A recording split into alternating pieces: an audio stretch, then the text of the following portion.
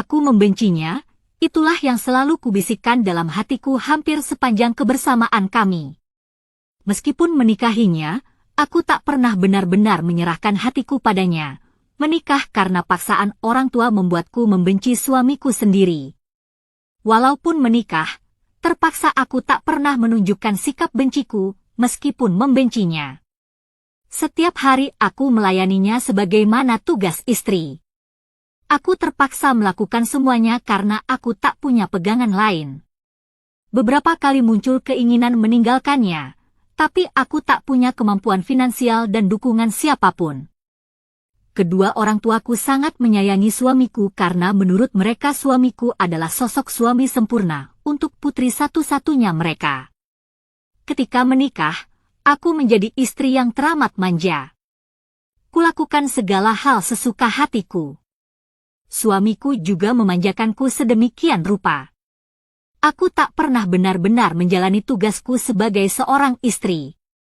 Aku selalu bergantung padanya karena aku menganggap hal itu sudah seharusnya setelah apa yang ia lakukan padaku. Aku telah menyerahkan hidupku padanya, sehingga tugasnya lah membuatku bahagia dengan menuruti semua keinginanku di rumah kami. Akulah ratunya. Ya udah, tak ada seorang pun yang berani melawan. Jika ada sedikit saja masalah, aku selalu menyalahkan suamiku. Aku tak suka handuknya yang basah yang diletakkan di tempat tidur.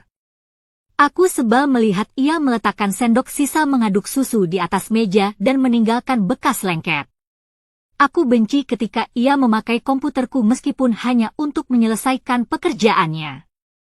Aku marah kalau ia menggantung bajunya di cerobong asap. Aku marah kalau ia menghubungiku berkali-kali ketika aku sedang bersenang-senang dengan teman-temanku. Tadinya aku memilih untuk tidak punya anak. Meskipun tidak bekerja karena aku tak mau mengurus anak. Awalnya dia mendukung, dan aku pun ber-KB dengan pil. Tapi rupanya ia menyembunyikan keinginannya begitu dalam. Sampai suatu hari aku lupa minum pil KB dan meskipun ia tahu, ia membiarkannya. Aku pun hamil dan baru menyadarinya setelah lebih dari 4 bulan. Dokter pun menolak menggugurkannya. Itulah kemarahanku terbesar padanya. Kemarahan semakin bertambah ketika aku mengandung sepasang anak kembar dan harus mengalami kelahiran yang sulit. Aku memaksanya melakukan tindakan vasektomi agar aku tidak hamil lagi, dengan patuh. Ia melakukan semua keinginanku karena aku mengancam akan meninggalkannya bersama kedua anak kami.